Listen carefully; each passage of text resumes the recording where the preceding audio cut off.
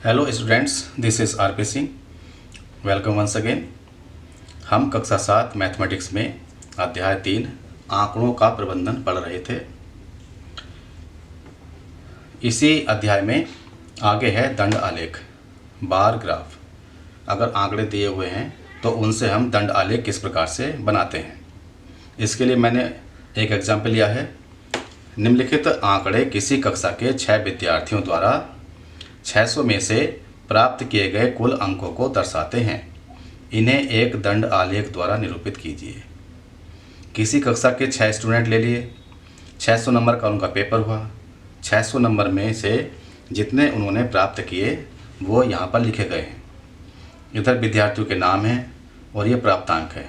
600 में से प्राप्त किए गए अंक: अजय 450, बाली 500, दीप्ति 300, फयाज 360, गीतिका 400, हरी 540।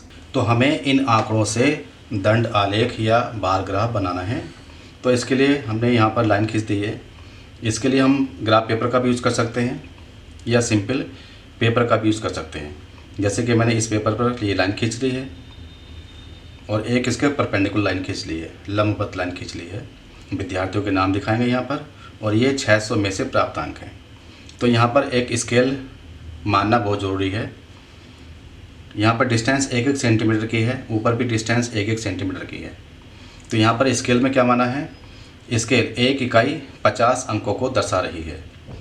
तो यहाँ से यहाँ तक ये वाई अक्ष पर है, वाई अक्ष पर है ये 50, फिर 100, 150, 200, 250, इस तरह से मैंने ये निशान लगा लिए हैं।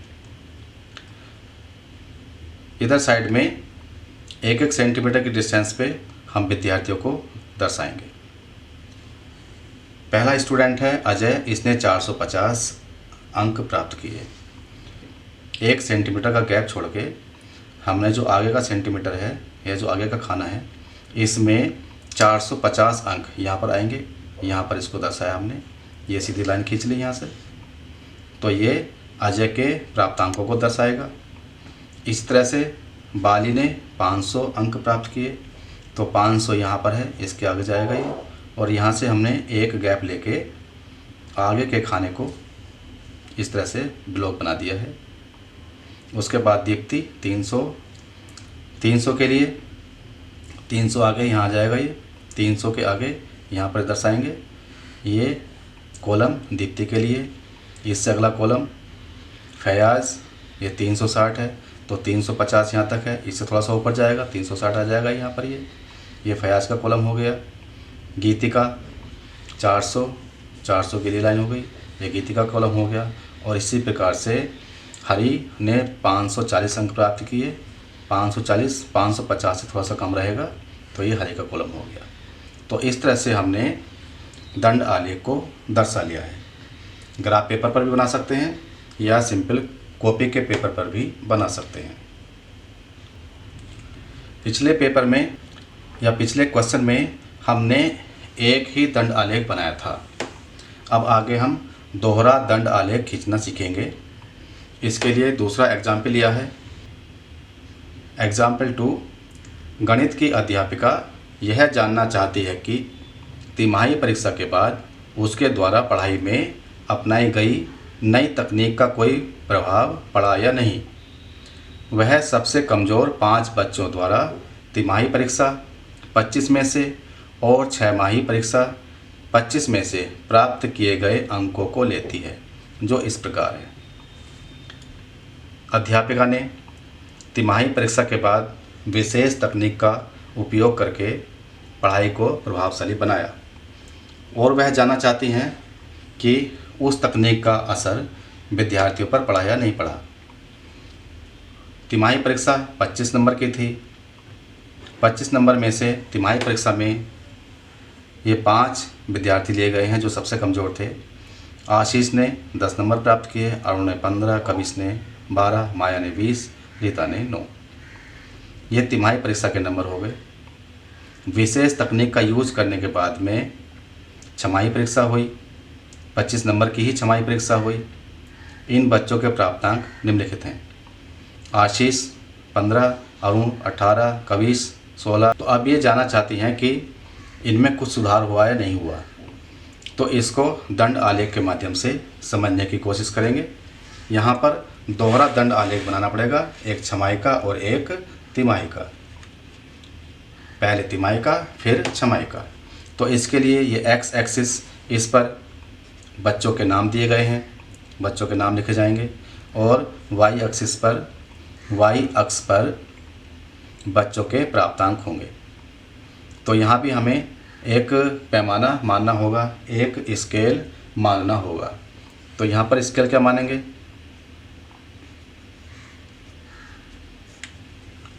एक इकाई 2 अंकों के बराबर लिए मैंने, तो 1 इकाई बराबर 2 अंक। तो ये 2, 4, 6, 8, 10, 12 इस तरह से मैंने ये अंक लिख लिए हैं यहाँ पर। अब एक एक बच्चे को लेंगे। आशीष तिमाही में 10 अंक। 1 सेंटीमीटर छोड़ने के बाद में आशीष का लेते हैं, 10 अंक हैं, 10 अंक हमने दिखा लिए, 10 अंक हमने ये दर्शा लिए, ये कॉलम बना दिया। इसी का इसके साथ साथ ही छमाही के भी अंक लेके कॉलम बना लिया। छमाही के 15 अंक हैं, यहाँ जाएगा, ये कॉलम बना लिया। इस तरह से 1 सेंटीमीटर छोड़कर अरुण तिमाही के 15 अंक हैं, ये कॉलम आ जाएगा। छमाही में 18 अंक है, ये कॉलम आ गया। नेक्स्ट है कविश, तिमाही में 12, छमाही में 16। माया तिमाही में 20, छमाही में 21। इसी प्रकार रीता ने तिमाही में 9 अंक प्राप्त किए थे और छमाही में 15 अंक प्राप्त किए। तो इस तरह से हमने तिमाही तथा छमाही दोनों को एक साथ लेके दोहरा दंड आलेख बना लिया। दोहरा bar graph, double bar graph हमने प्लॉट कर लिया। इससे हम इजीली समझ सकते हैं कि किस बच्चे की कितनी प्रोग्रेस है। दंड आलेख को देखकर हम आसानी से समझ सकते हैं। नेक्स्ट टॉपिक लेते हैं संयोग और प्रायिकता। प्रायिकता प्रोबेबिलिटी। इसके लिए हम निम्नलिखित कथनों पर विचार करेंगे। पहला कथन है, पहला स्टेटमेंट है, सूर्य पश्चिम से निकलता है। तो क्या ऐसा हो सकता है कि सूर्य कभी पश्चिम से निकले? तो ये असंभव है, ये इम्पॉसिबल है, ये स्टेटमेंट इम्पॉसिबल है। दूसरा कथन है, एक चींटी की ऊंचाई 3 मीटर हो जाती है। हम जानते हैं कि चींटियाँ बहुत छोटी होती हैं, 3 मीटर ऊंचाई बहुत अधिक हो जाएगी। तो कभी भी एक चींटी की ऊंचाई 3 मीटर नहीं हो सकती है। तो ये कथन भी असंभव है। तीसरा कथन है, यदि आप बड़े क्षेत्रफल का एक वृत्त लेंगे तो उसकी त्रिज्या भी बड़ी होगी। अगर हम छोटा वृत्त लेते हैं तो उसकी त्रिज्या छोटी होती है। तो इसी तरह से अगर हम बड़ा वृत्त लेंगे तो उसकी त्रिज्या भी बड़ी होगी। तो ये कथन बिल्कुल सही है, ये निश्चित है, सर्टेन है, ऐसा होगा ही होगा। अगला कथन है, भारत अगली टेस्ट श्रृंखला जीतेगा। टेस्ट श्रृंखला होनी है तो भारत उसको जीतेगा। तो ये कथन डाउटफुल है, जीत भी सकता है, हार भी सकता है। जीत भी संभव है, हार भी संभव है, तो दोनों ही इसमें संभव है।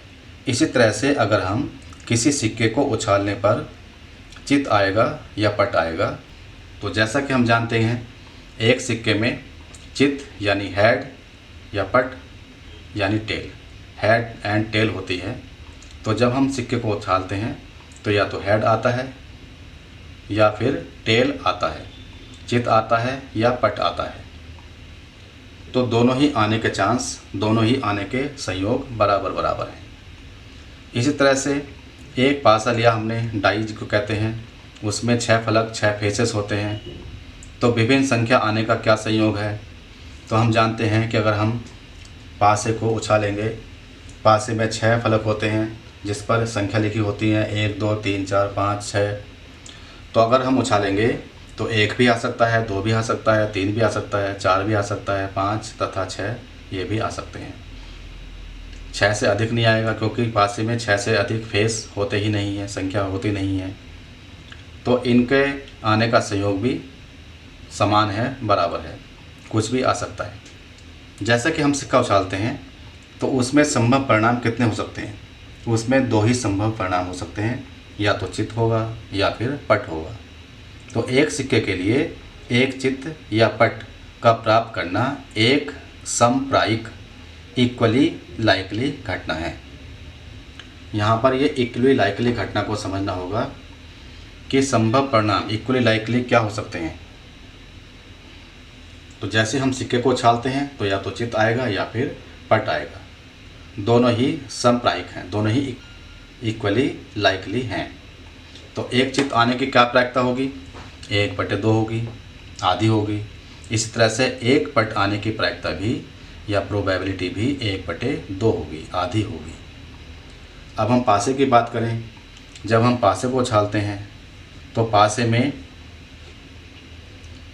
1 नंबर, 2 नंबर, 3 नंबर, 4, 5 या 6 इनके आने की प्रायिकता क्या होगी, इनके आने की सभी की प्रायिकता समान होगी, 1/6 होगी। तो इनसे हम ये समझ सकते हैं कि प्रायिकता का सूत्र क्या होगा। प्रायिकता होगी, प्रोबेबिलिटी होगी अनुकूल परिणाम बटे कुल संभव परिणाम। जो अनुकूल हैं वो ऊपर आएंगे और कुल संभव परिणाम नीचे आएंगे। जैसे कि हमने सिक्के को लिया था, सिक्के में अनुकूल परिणाम, जैसे कि हमें चित्त की प्रायिकता निकालनी है, एक चित्त आने की प्रायिकता, तो चित्त 1 होता है, अनुकूल परिणाम 1 है, 1 ऊपर आ गया। कुल संभव परिणाम, कुल संभव परिणाम 2 है, एक चित्त और एक पट, तो 2 नीचे आ गया। ऐसे ही पट के केस में 1 ऊपर आएगा और 2 नीचे आएगा। जब हम पासे में 1 नंबर आने की प्रायिकता निकालेंगे तो अनुकूल परिणाम 1 हो गया और कुल संभव परिणाम है 6। ये सभी संभव परिणाम हैं, तो ये नीचे आ गए, तो इनकी प्रायिकता 1/6 होगी। सभी के लिए ऐसा ही होगा। आगे हम एक और प्रश्न ले लेते हैं। बताइए कि निम्नलिखित में से किसका होना निश्चित है, किसका होना असंभव है तथा कौन हो भी सकता है परंतु निश्चित रूप से नहीं। ये 3 चीज़ हैं इसमें, तो हमें इन तीनों चीज़ों के बारे में बताना होगा। निश्चित के लिए 1 नंबर डाल दिया मैंने, असंभव के लिए 2 डाल दिया, तथा कौन हो भी सकता है परंतु निश्चित रूप से नहीं, इसके लिए मैंने तीसरा नंबर ले लिया, तो शॉर्ट में हो जाएगा। अब हम पहला पार्ट लेते हैं इसका। यह है आज आप कल से अधिक आयु के हैं। जो हमारी कल आयु थी उससे आज अधिक आयु है, तो ये तो हमें पता ही है कि प्रतिदिन आयु बढ़ती रहती है। तो ये जो स्टेटमेंट है ये बिल्कुल सही है, ये निश्चित है, तो इसमें नंबर 1 आ जाएगा। दूसरा है एक सिक्के को उछालने पर चित्त आएगा। अब एक सिक्के को उछाल रहे हम, चित्त भी आ सकता है, पट भी आ सकता है, तो कुछ भी हो सकता है, निश्चित रूप से नहीं कह सकते हम कि क्या आएगा, तो इसके लिए नंबर 3 आ जाएगा। एक पासे को फेंकने पर 8 आएगा। हम जानते हैं कि पासे में 6 फलक होते हैं, 1 से लेकर 6 तक की संख्याएं लिखी होती हैं, तो 8 तो उसमें है नहीं, तो 8 बिल्कुल नहीं आ सकता, कभी भी नहीं आ सकता है, तो ये असंभव है। असंभव नंबर 2 में है, तो यहाँ पर हम नंबर 2 लिख देंगे। अगली ट्रैफिक लाइट हरी दिखेगी। हम रोड पर जा रहे हैं, तो हम ये कैसे कह सकते हैं कि अगली ट्रैफिक लाइट हरी होगी, हो भी सकती है, नहीं भी हो सकती है। तो यहाँ पर क्या होगा कि कौन हो भी सकता है परंतु निश्चित रूप से नहीं। हरी लाइट हो सकती है लेकिन हम निश्चित रूप से नहीं कह सकते हैं, तो ये यहाँ पर 3 आ जाएगा। कल बादल घिरे होंगे, तो हम निश्चित रूप से नहीं कह सकते कि कल बादल घिरे होंगे कि नहीं होंगे, हो भी सकते हैं, नहीं भी हो सकते हैं, तो यहाँ भी नंबर 3 आ जाएगा। इसका एक और प्रश्न ले लेते हैं। प्रश्न 2 है इसका। एक डिब्बे में 6 कंचे हैं जिन पर 1 से 6 संख्याएं अंकित हैं। डिब्बे में 6 कंचे रखे हुए हैं, उन कंचों पर 1 से 6 संख्या लिखी हुई हैं। इसका पहला पार्ट है, संख्या 2 वाले कंचे को इसमें से निकालने की प्रायिकता क्या है। हमें 2 संख्या वाला कंचा निकालना है, तो उसकी क्या संभावना है। तो हमें प्रायिकता का फार्मूला पता है, प्रायिकता बराबर अनुकूल परिणाम बटे कुल संभव परिणाम। तो सबसे पहले देखते हैं हम कुल संभव परिणाम क्या होंगे। 6 कंचे हैं, 1 से 6 तक की संख्याएं उन कंचों पर लिखी हुई हैं, तो कुल संभव परिणाम होंगे 6। इसको हमने नीचे लिख दिया है।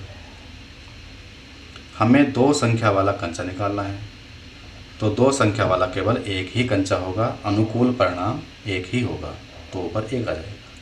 तो 1/6 इसका आंसर आ गया। इसी प्रकार से इसका सेकंड पार्ट है, संख्या 5 वाले कंचे को इसमें से निकालने की प्रायिकता क्या है। इसी सवाल में हमें पता है कि कुल संभव परिणाम 6, तो 6 नीचे आ गया। इस बार संख्या 5 वाला कंचा निकालने की प्रायिकता निकालनी है, तो संख्या 5 वाला भी एक ही कंचा है, तो 1 ऊपर आएगा। तो इस तरह से इसका आंसर भी 1/6 ही होगा। तो ये वीडियो अगर आपको अच्छी लगी हो तो इसको लाइक करें, शेयर करें फ्रेंड्स के साथ में। चैनल को सब्सक्राइब करके बेल आइकन प्रेस कर लें, जिससे कि आगे आने वाली सभी वीडियोज़ आपको सबसे पहले मिल सके। Thank you, thanks for watching this video.